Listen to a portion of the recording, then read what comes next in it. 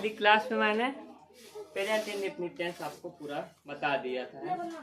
आज की क्लास पे जो आपको बताने वाला हूँ जो टॉपिक क्या है आपका प्रेजेंट कॉन्टिन्यूअस टेंस है ना। तो आप लोग ये बताओ मुझे कि इसको प्रेजेंट कॉन्टिन्यूअस टेंस क्यों बोला जाता है। What is the reason between calling this present continuous tense, why we can call this present continuous tense, मतलब कि इसको प्रेजेंट कॉन्टिन्यूअस टेंस क्यों बोलते हैं, इसका जवाब। देखो मैं बताता हूँ। इसका नाम क्या है, प्रेजेंट कॉन्टिन्यूअस टेंस, मतलब की बात नहीं। तो प्रेजेंट का मतलब वर्तमान है ना। कॉन्टिन्यूअस का मतलब समझिए। कॉन्टिन्यूअस का मतलब होता है लगातार।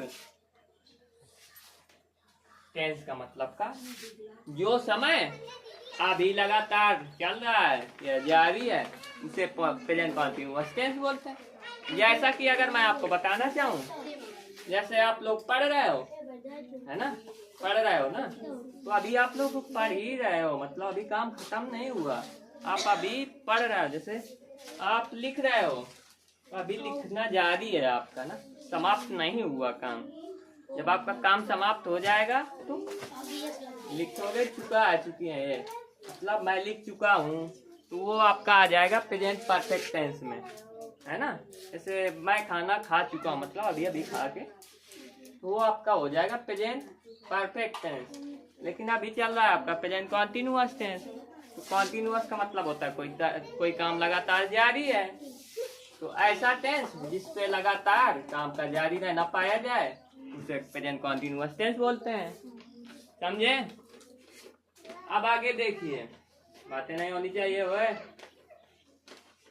तो अगर बात करूं इसकी पहचान की प्रेजेंट कॉन्टिन्यूअस की ना, तो इसकी पहचान होती है जिन वाक्यों के अंत में रहा है आ जाए, रही है आ जाए, रहे हैं आ जाए, रहा हूं आ जाए, तो ऐसा टेंस प्रेजेंट कॉन्टिन्यूअस टेंस कहलाएगा। आप पहचान लोगे आखिरी पे जिस भी सेंटेंस के रहा है, रही है, रहे हैं, रहा हूं, ऐसे शब्द दिख जाए तो आप जान जाओगे कि ये टेंस लगातार अभी जारी है काम, तो ये प्रेजेंट कॉन्टिन्यूअस टेंस है।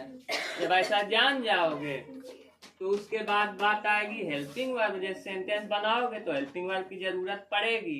जब पड़ेगी तो आप पहले इसको पहचानोगे कौन सा टेंस है। जब टेंस पहचान लिया इसके बाद हेल्पिंग वर्ब आप जान जाओ, इसकी पता होनी चाहिए कि हेल्पिंग वर्ब क्या होते हैं, इज, एम, आर। अब हेल्पिंग वर्ब आपने जान लिया। अब अगली बात आती है आपकी, इज किसके साथ, कौन से सब्जेक्ट के साथ लगाते हैं, एम कौन से सब्जेक्ट के साथ लगाते हैं, आर किसके साथ लगाते हैं ना। तो पहली बात आती है इज किसके साथ लगाते हैं ना। तो इज की अगर मैं बात करूं, ध्यान से सुनिए इधर है ना, उधर उधर नहीं। Is, he, she, it, name या कोई सिंगुलर चीज है। सिंगुलर का मतलब जैसे एक सेब है, तो ऐसे चीजों के लिए हम लोग क्या लगाएंगे, इज। क्या लगाएंगे, ओके।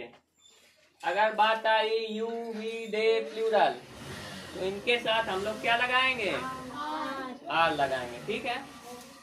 अगर बात करूं आई के साथ हम लोग हमेशा क्या लगाएंगे, एम। अब बात करते हैं फॉर्म ऑफ वर्ब। जो अभी पहले टेंस पढ़ा था प्रेजेंट इंडेफिनिट टेंस, उस पे अगर कोई मतलब सेंटेंस बनाते थे, अफर्मेटिव सेंटेंस होता था। अगर अफर्मेटिव सेंटेंस होता था तो हम लोग क्या करते थे, उस पे अफर्मेटिव सेंटेंस पे अगर सिंगुलर सब्जेक्ट था तो यस या यस लगाते थे। अगर कोई प्लूरल सब्जेक्ट होता था तो क्या कर देते थे हम लोग, वर्ब की फर्स्ट फॉर्म लगा देते थे। लेकिन जब भी निगेटिव बनाते थे या इंट्रोगेटिव बनाते थे तो उनके साथ डू या डज लगाते थे। लेकिन अगर इस टेंस की बात करूं तो वर्ब की फॉर्म आईएनजी फॉर्म लगाएंगे। आईएनजी फॉर्म का मतलब जैसे आपका लिखा है गो, तो गो के आगे बस आईएनजी जोड़ देना, इसी को बोलते हैं आईएनजी फॉर्म या फोर्थ फॉर्म, ठीक है। इसके बाद अगर बात करूं मैं, अफर्मेटिव सेंटेंस हो चाहे निगेटिव हो चाहे इंट्रोगेटिव हो, सभी प्रकार के सेंटेंसेस में हेल्पिंग वर्ब का यूज किया जाता है। पहले वाले टेंस पे सभी के साथ अफर्मेटिव में हेल्पिंग वर्ब नहीं लगाते थे, निगेटिव लगाते थे, इंट्रोगेटिव लगाते थे। लेकिन इसमें कोई चाहे अफर्मेटिव सेंटेंस हो या आपका निगेटिव हो या इंट्रोगेटिव, सभी के साथ क्या लगाएंगे? Helping verb is, am, are. इसके बाद बात आती है साथ ही आईएनजी फॉर्म भी लगाते हैं। हेल्पिंग वर्ब भी लगाएंगे और आईएनजी फॉर्म भी लगाएंगे। अगर नोट नंबर 2 की बात करूं तो नॉट का प्रयोग हमेशा हेल्पिंग वर्ब के बाद ही करते हैं।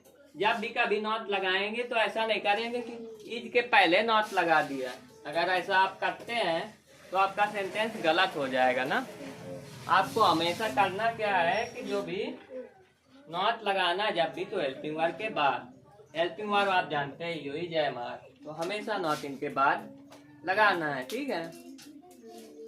इसके बाद आपको एग्जाम्पल्स की बात करता हूँ कि अगर सेंटेंस आ गए तो कैसे बनाते हैं, ठीक है। तो देखो आप, जैसे लिखा हुआ घर जा रहा है ना, वो कहाँ जा रहा है? घर। तो वह की क्या होती है? ई के साथ क्या लगाएंगे? देखो उधर सर, गोइंग। गोइंग नहीं, इज जाना की गो होती है, लेकिन आईएनजी, इज गोइंग, ये हो गया। इसके बाद मैं खाना खा रहा हूँ तो घर अच्छा जा रहा, इज गोइंग टू होम। बताओ, इससे वो घर जा रहा है ना। अगला देखो आप, मैं खाना खा रहा हूँ ना, तो मैं की क्या होती है? आई के साथ क्या लगाएंगे? बोलो, एम हो गया। फिर खाना की ईट होता है, लेकिन आईएनजी लगा देंगे तो ईटिंग द फूड। बना लोगे इस तरीके से। जैसे वह स्कूल जा रही है तो क्या हो जाता है? ई नहीं होगा, वो जा रही है। She is going to school. मछलियाँ पानी में तैर रही हैं। बताओ इसका।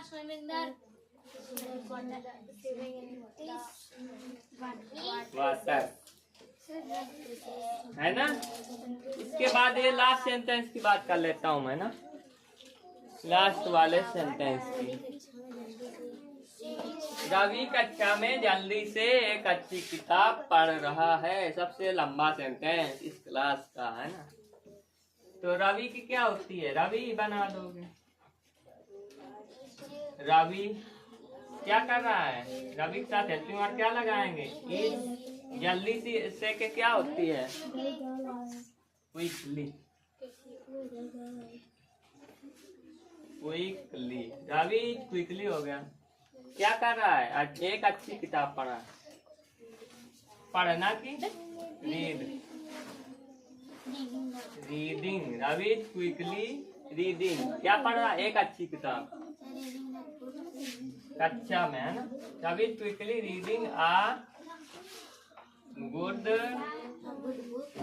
Book in the class. Class में, इन द क्लास। बताओ ये सेंटेंस मैंने क्यों दिया था अभी आपको पता ही नहीं। इसके पीछे एक उद्देश्य था, उद्देश्य समझिए। ये सेंटेंस देने के पीछे उद्देश्य क्या है? इस पे सभी पार्ट्स ऑफ स्पीच प्रेजेंट हैं। आपको बताना है कि कौन कौन सा पार्ट्स ऑफ स्पीच है ना। ये देखो, गुड क्या है आपका? एडजेक्टिव है। ये बुक क्या है? नाउन। कौन सी नाउन है? कॉमन। इन क्या है? प्रीपोजिशन। Very good.